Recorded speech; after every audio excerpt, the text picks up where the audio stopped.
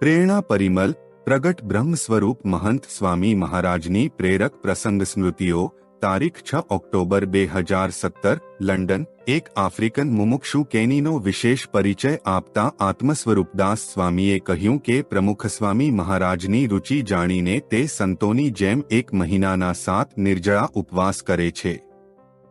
ભગતજી મહારાજ વ્રત તો તેણે કેટલીય વાર કરી લીધું છે અને આપણે પૂછીએ તો કહે કે તપ કરવું મને બહુ સહેલું પડે છે, કારણ કે નાનપણમાં હું ભૂખ્યો બહુ રહ્યો છું।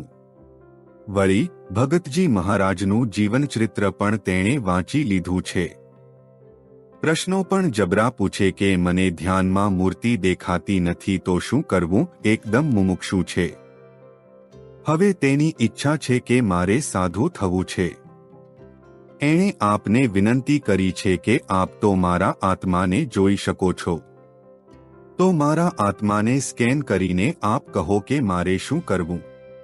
આપ જેમ કહેશો તેમ હું કરીશ। સ્વામીશ્રીએ તેની પર પ્રેમભરી અમીદૃષ્ટિ કરીને કહ્યું કે ગૃહસ્થમાં રહીને ભગતજી મહારાજ જેવી સ્થિતિ મેળવો। કેની રાજી થઈ ગયો અને સ્વામીશ્રીની આજ્ઞા તેણે શિરે ચઢાવી।